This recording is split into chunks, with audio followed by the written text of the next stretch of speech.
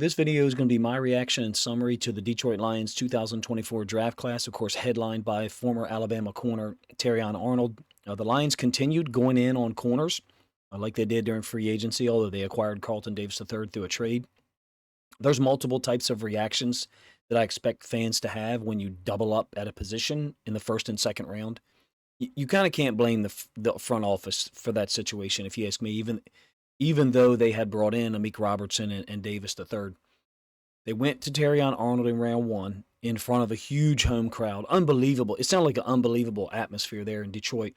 Really tells you how involved, committed, focused, excited, all of those words and more, the Lions fans are about their team as it stands now. And as an aside, that's exactly what I've experienced since I've started trying to produce Lions content near the latter half of 2022. Arnold, to me, is a classic Alabama corner, tackles well, shows coverage versatility. I did a video about him Friday afternoon. He can run. He's not slow at all. The 4.5 40 time wasn't among the best, but his RAS score, 9.27. I believe that was fifth for all corners in the draft. He can do it all. He's a great pick to add to Davis III and Robertson, along with some of the returners at corner that are either special teams guys projected in 2024 or developmental corners in the case of Gilmore. Gilmore's a guy, I don't know about you, I'd like to see him play more. But with the depth that they're going to have at corner in 2024, there just won't be much opportunity. Davis III, Robertson, Arnold, and then Rakestraw, who they drafted in round two, which was kind of a surprise to me. I don't have a problem with the player at all. His film looked really good to me. It might be true that when he tested at the combine, he tested with an injury, and that explains the slower than expected 40 time. It's only 4.51, I think, 4.52. So not that much slower than Arnold from a 40 perspective. I think both of those guys play faster than those times for me. If you had asked me based on film I watched what they ran, I would say 4.43, 4.44, somewhere around there. You're not talking about that much of a difference. They're certainly not slow guys. They can get the job done in man, end zone, or split field quarters coverage. Aaron Glenn is going to have a lot of options at his disposal in 2024. It's a completely different world. Now, for round two, could Brad Holmes have drafted an offensive lineman or a wide receiver? Yes, certainly Brad Holmes could have done that. I'm not beyond at least questioning it or second guessing it. And what I mean, it doesn't mean I don't like the player, because I really do. I certainly like how the front office does things, and I'll explain that over the course of this video. Very distinct difference between how the Ravens operated in this draft and how the Lions did. It's really interesting to me. I'm going to try to have more to say about it in another video. The Ravens just sat where they sat and took who was there, and the Lions moved around the board and grabbed the specific players they wanted to, at least to the extent they've explained it to us. And I think Brad Holmes and those guys are fantastic at that. Moving around the board, they're as good as it gets at putting together a team with the players they want. Maybe maybe they have a smaller window or a smaller funnel of players that they want on their team. I don't know that to be sure. I would say that it kind of appears that way to me. You're welcome as a Lions fan who probably consumes all you consume is Lions content, at least from a football perspective. Let me know about that thought if that's accurate. But look, at some point you have enough corners, right? At some point, right? There has to be a point. Well, they didn't take a corner in the third round. Let's be ridiculous for a moment. They didn't take a corner in the third round because they were done there, right? They were done. After they took Rakestraw, one more really good corner went off the board. I think 3 picks later, Renardo Green, another tough, gritty man defender, went to the 49ers. So was there other wide receivers there that could have helped in any way, meaning impact in 2024 and beyond? Here's the guys that went off the board thereafter in round 3. Malachi Corley, big play guy, a lot of speed and potential, went to the Jets, first pick of round 3. Jermaine Burton, super talented, from Alabama, went at pick 80. And then guys like Roman Wilson, Jalen McMillan from Washington, and Luke McCaffrey were the other wide receivers taken in the third round. I'll be honest with you, I don't think either of those guys has an impact for Detroit in 2024. For me, the most talented of that receiver group looks like, I'm talking about a guy, talent across all 3 levels, short, intermediate, deep, in breaking routes, out breaking routes, is Jermaine Burton. He looks super talented to me. But nonetheless, I don't think they would get opportunity. You've got St. Brown, Jameson Williams, Khalif Raymond, DPJ in front of him, Antoine Green also, who I think they drafted a year ago. So having said that, now, do I think the Lions could have taken a wide receiver in with their third round pick, which they traded away, like a Javon Baker or Devontae Walker? Yes, I do. Those guys are talented and they're in a different place, meaning it's a third round pick and not a second round pick.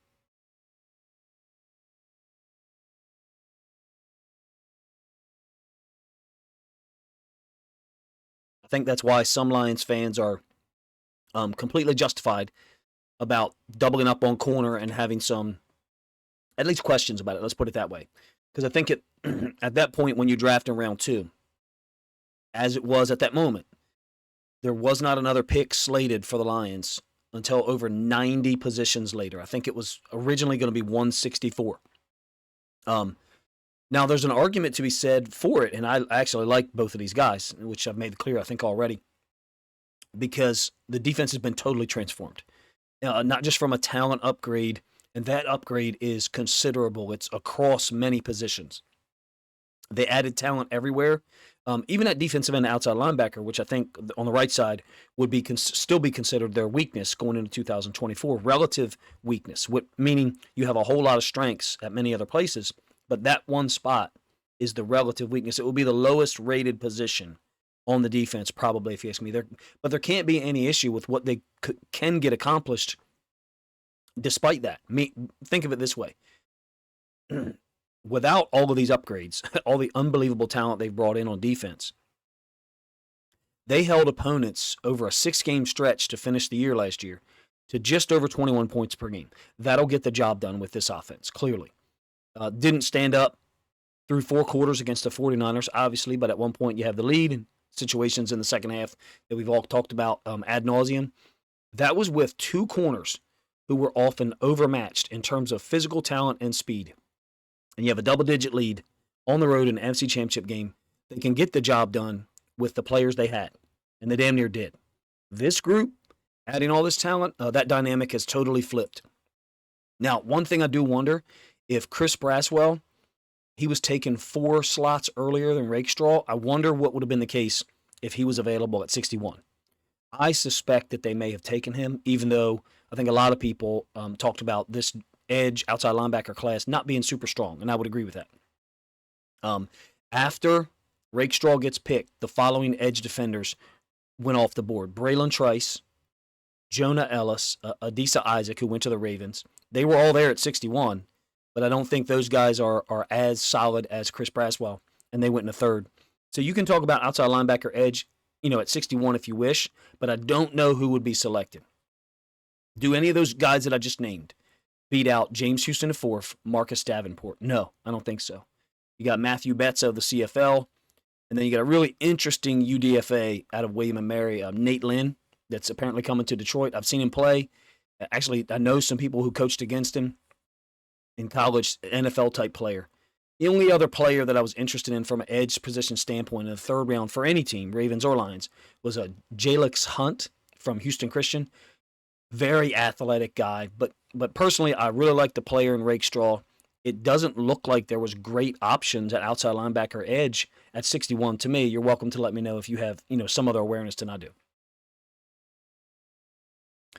So beyond that, this is going to take a diverge a little bit because I usually do this round by round, and this is obviously round 4 selection. Manu on the left, and then Christian Mahogany on the right. The Lions had Rakestraw high on their board, and they felt comfortable eschewing the wide receiver, edge, and offensive line players available and moving to corner again. Maybe controversial. I don't know what word people have described it with, but look, it worked out for them beautifully. I mean, beautifully worked out for them in one way, at least. Christian Mahogany is a competitor, high-level guard from Boston College. He was Detroit's, I think, last pick in round 6, and it was a really good one. I could see him playing in a year. He's got really good film, balanced guy, good in pass pro, really good with the run. The Lions have a fantastic offensive line returning in from left to right. Decker, Glasgow, Ragnow, Zeitler, and Sewell, with Dan Skipper checking in occasionally. If you see what I did there. Adding Mahogany was smart. They also traded back up earlier before drafting Mahogany to 126 to get Giovanni Manu, a ridiculous specimen of a tackle out of Canada. For me, it's awesome to see Canadian representation in the NFL. Not only Matthew Betts, the DN that they brought in, who I think had 18 sacks in the CFL last year, but the Ravens, you may not know, have a Canadian-born football player, Tavius Robinson. He transferred from a Canadian college at one point to Ole Miss. Now, in the case of Manu, he's been in college since 2019, missing 2020 like so many other players. 6'7", 6'8", 350, 350 plus, whatever, and can move out in space.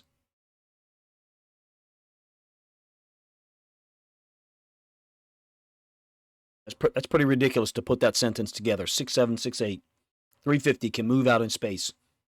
And to top it all off, doesn't look like there's much extra weight on him at all. He's not sloppy. He's a monster. He looks like a professional wrestler. He looks like those guys that you know are using, and they're incredibly cut up at 300 plus pounds. Feel free to throw out the names. You know who I'm talking about. I love their willingness to go outside the box, outside the U.S. college system even, to try to gain some talent. Now, how does he get protected for a year or two before he's ready? Because presumably he won't be. I'm not sure about the method of doing so, but like for a fourth-round pick, I am sure that Detroit is going to keep him around for a while to try to get something produced from that selection. Got to give him credit, and I think it speaks to how committed Brad Holmes and those guys are. When they've got someone they want, they go get them. And that's a different mentality than some other teams. Because, look, it took trading away a third-round pick in 2025. If I had my trades right, there were so many of them, to make this happen. So Detroit's front office had to have seen something they really like. And I personally really enjoy their mentality. They see a player they want in their building, in uniform for them, and they go get him. I have no doubt there's other cases where they sit and wait to see how the board falls. Now, that didn't happen in this draft. We have no way of knowing about those other situations. They're not going to come out and say, we almost did this. I mean, maybe they may hint at it or give you 10% of the information. They're not going to say which team offered them what, and they decided to stand pat. Brad Holmes and those guys, when they get an opportunity to trade up, or let me rephrase that. I think they look for opportunities to trade up to get the players they want.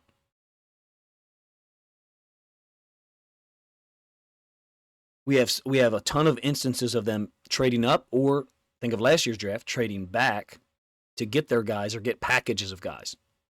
In the case of last year's draft, first round, they went back from 6 to 2 to take Jahmyr Gibbs and recoup another selection in round 2. Those players, in my opinion, have worked out, obviously. They've lived up to the expectations. So I like what Detroit does. I like the method.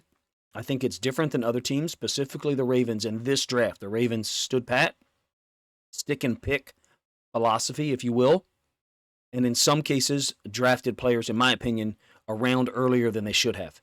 I'm comfortable enough listening to other people's evaluations or comments, but to me, at this point, the Lions are building a real badass football team, and the strategy Brad Holmes employs is extremely intentional. I was glad to see, I think it's Sione Vaki get selected. Now, I had watched some film of Utah's other safety, Cole Bishop, who went, I think, at like pick 59 or 60 to the Bills. So I knew of Vaki's story, meaning the versatility that he offers in playing safety and running back. I think it's pretty cool to see someone maximize their exposure and their value. I didn't expect him to get picked in the 4th round. The Lions taking him is interesting there because they have two clear-cut number 1 running backs in Gibbs and Montgomery, along with Craig Reynolds, who made some plays last year, scoring a touchdown against the Bucs, I believe, in the playoffs, and then a huge block down in Florida in their win over the Bucs in Week 6. Also, Zonovan Knight is a talented guy who's on the roster again. I know he had an injury last year, so Vaki's got his work cut out for him. I would love to see him cross-trained at safety and running back. Obviously, he's going to try to contribute on special teams as well. He's a big hitter. As a safety, for me, from what I saw, this is very generalized. Home run hitter or bust. I'm old, so some of you won't get this reference. Dave Kingman was a guy that played in the 80s and 90s, 40 home runs a year, batted 200. And from what I recall about Vaki, he was either going to make a big hit or just miss totally. Now, is he a fourth-round pick? I don't know. In my mind, I would have thought fifth round, but I don't spend time pre-draft projecting players. He's a third-round grade. He's a fourth-round grade. That's not my job. I like the versatility, and I wonder if more teams, or let me rephrase it, more players should try to go in on situations like this, if only for 1 year in college to expand their appeal. I don't know if his versatility added to the draw, the allure of picking him. I'm going to combine that thought, that question, with a commentary brief about when the NFL expands if the NFL expands the roster, which it's really past time for them to do that anyway. The NFLPA, totally hypocritical for not insisting on it. We're close to an 18-game season because Goodell mentioned it. It would be the height of hypocrisy for the NFLPA to not insist upon expanded rosters based on the insane schedule that would become. Even with 2 byes, you will find no way to convince me that that's a safe situation for players if you don't expand the roster. Until then, front offices like the Lions would be smart to look at these guys, some of these multiple players with a 2-for-1 mentality. Even though I think Vaki's already come out and said he's going there as a running back. At least that's what his interview was. But he did indicate that he would play whatever the Lions wanted him to. The fact that Brad Holmes and company traded up again into the 4th to get him speaks volumes about his game and that situation. Am I saying they plan on playing him at safety and running back? No, not in 2024. Am I saying I expect him to practice there? Yes, I do. And that's without reading anything, just seeing the guy play. He's definitely going to play on special teams.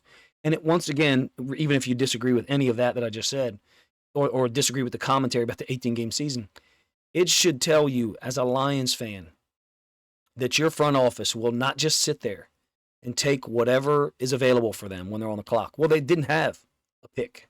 They didn't, and they traded back into the 4th twice. They didn't just sit around for the sake of saying, oh, we have 8 picks or we only have 3 remaining. I like the mentality. There is something real to be said for that.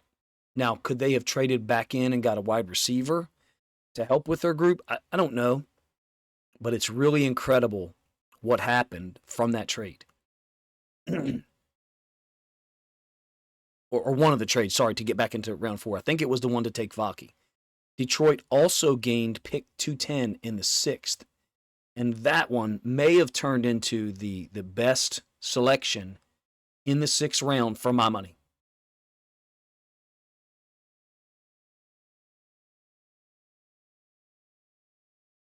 So I'm going to talk about Mahogany for a moment because there's 2 other players in the 6th round that I really liked, and I'm omitting a bunch of names of guys who I just didn't watch film of, so I can't offer commentary on them. Really liked Walter Rouse, the tackle who went to the Vikings, I think first pick of round 6, and then Kamal Hadden, a corner who put up ridiculous numbers in 2023 at Tennessee. I think Mahogany is a better selection than those 2. For a couple of reasons. In that he was originally projected as a day 2 pick, round 2 or round 3. And his play in 2023 matches up with that projection. There's nothing about his play in 2023 that doesn't line up with a day 2 selection for me.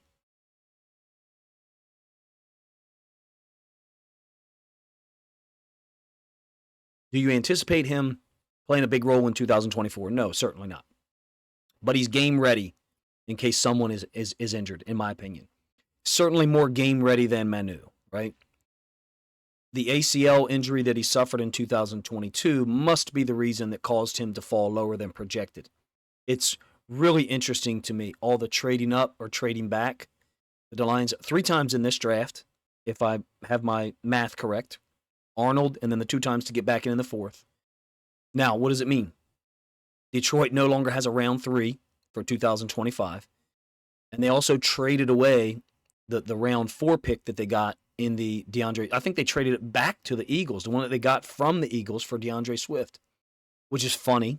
But in any case, they're still sitting on 7 picks for 2025.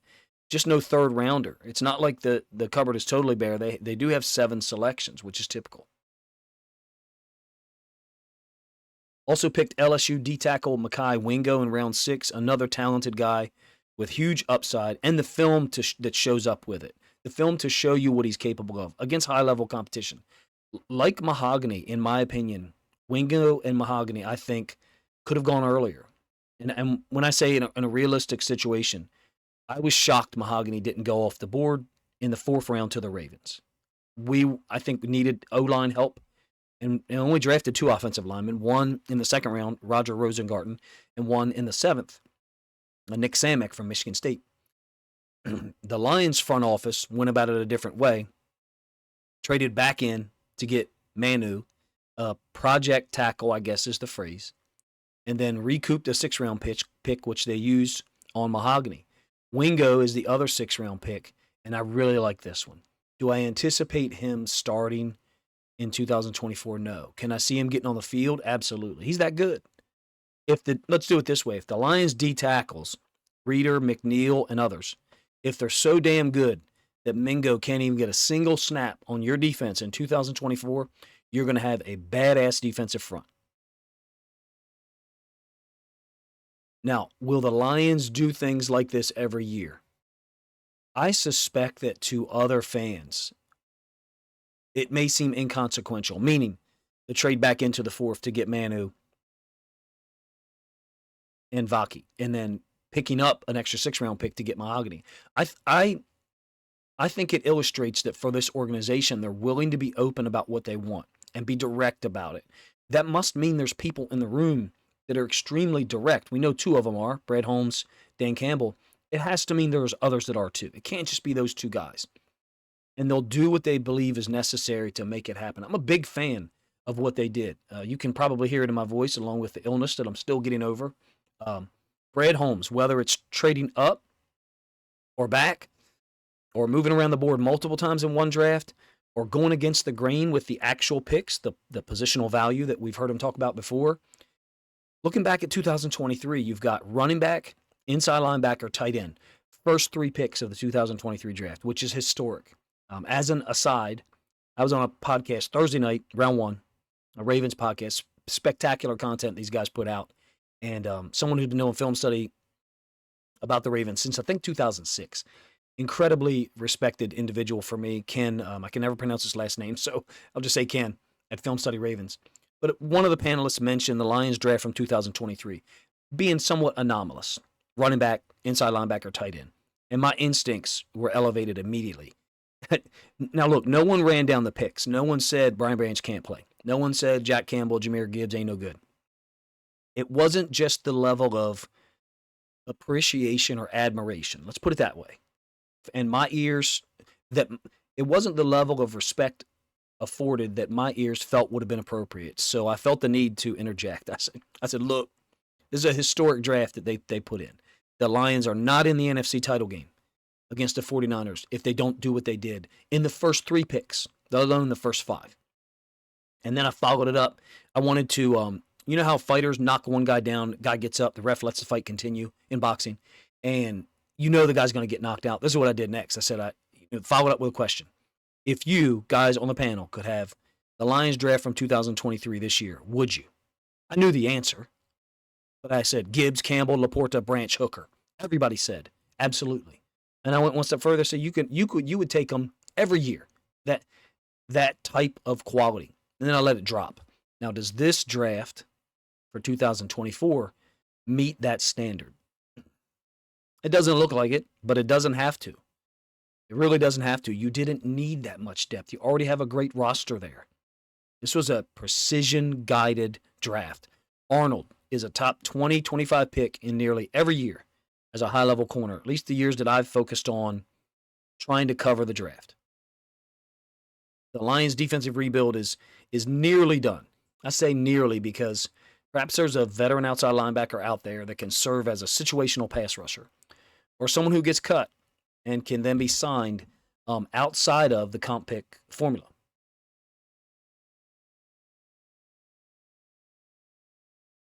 Other than that, they might be done. And to me, Detroit looks ready to play in week 1 right now from a roster standpoint. I know Kirby Joseph just had surgery recently. I guess safety was something that could have been a concern. Was safety a huge concern for you? Wide receiver, maybe.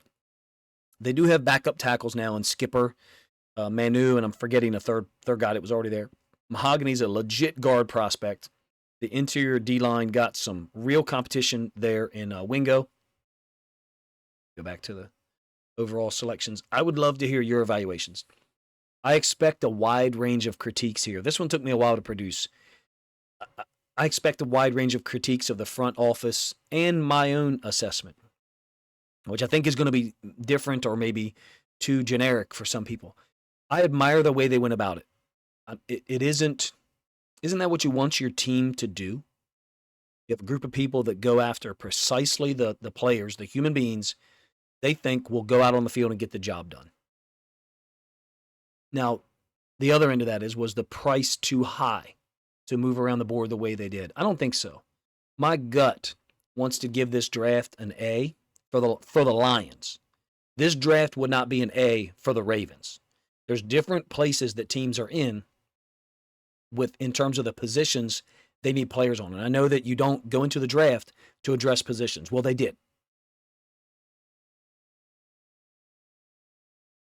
Brad Holmes and Dan Campbell can say that, and I do believe them, but they went corner and they went offensive line. It's quite obvious that they addressed positions where they either have needs in 2024 or they anticipate needs beyond. For example, if Kevin Zeitler leaves, then you've got Mahogany as a potential replacement. I don't feel like I'm being intellectually honest, though, if I give a grade for the entire draft, and here's why. In the case of Manu, watch zero film. In the case of Vaki, I've watched enough to know certain things about him, but I couldn't give you a real honest evaluation of him as a player. I do want to spin it this way. For some of you Lions fans, there's an idea here, a paradigm shift that I think has probably come on really quick for you. And this is one point that was brought up in our Lions Discord that I thought was really astute.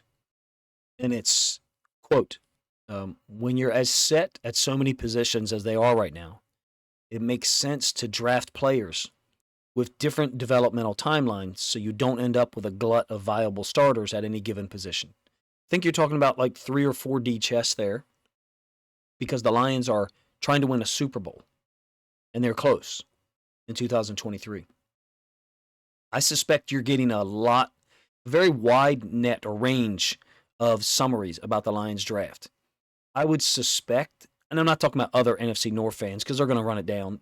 It's what people do. They're very tribal about their team. I'm talking about analysts who are perhaps not incredibly high overall on this group of players, since it's entirely possible at least 2 or 3 of them will not contribute at all in 2024 when Detroit's trying to win a Super Bowl. If you're trying to win a Super Bowl, you draft players to help you do that. I get it, but they're operating at a different level if you ask me. So maybe the grade for the Lions draft is not like just an X value. Maybe it's like maybe it needs to be interpreted like a graph with an X and a Y value. Not one of those annoying football ones that we see where there's certain players in the top right corner and everybody's clustered in the middle. And I'm using the cornerback room to make this comparison. They've created a corner room that offers a ton of value now and in the future, but is also going to compete like crazy with each other. And Brad Holmes even mentioned that. That sounded like a design statement. That didn't sound like a glitch. That sounded like intentional. Rakestraw, Arnold are here on rookie contracts 1 year behind Branch. Robertson's a hybrid corner, still very young, signed for 2 years. Now, Davis III, I think, is basically a 1-year thing, right? If you talk about a grade, a range, I'm going to use a graph, and maybe my comparison here won't work. The graph has hit points for corner that extend beyond just 2025. That's the idea. It extends off and to the right, up at an angle, a positive angle, since some important positions are being built up at differential timing. And I think Brad Holmes and those guys tried to do that at offensive line as well. Mahogany and Manu is a perfect illustration of that. A guy who could play now if there was injury to your starters, Mahogany, but presumably would really be looked at as a 2025 starter, and a guy who's developmental in the case of Manu and probably won't see the field extensively until 2026. It'll be fun to watch him in preseason, though. Now, have they done enough at outside linebacker, D-end, edge for you to be content there? I expect that'll be the main area of concern for some people. The only real options opposite Hutchinson, Houston DeForth, Davenport, Betts, but that class at outside linebacker, D-end was not very strong for me. Once you got beyond Latu, I had a huge gap between Latu and everybody else from what they can do on the field as a pass rusher.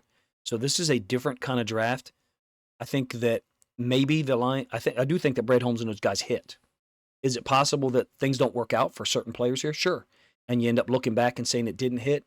But for where the Lions are in 2024, a Super Bowl contender, and where they want to be 25, 26, and beyond, an organization, a franchise that has a long run, this draft kind of makes sense.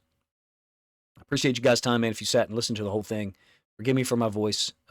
30 minutes of my scratchy vocal cords, I apologize for, but been really under the weather the past 4 or 5 days and just trying to get this thing done. Spent a couple hours trying to get it produced for you guys. Let me know what you think of my draft evaluation, what you think of the Lions' overall haul of picks. I think you got some really good players that are going to play early, Arnold and in the case of Rakestraw, and some guys that are going to take time to develop and hopefully be a part of a continued run that Detroit has in 2025 and beyond.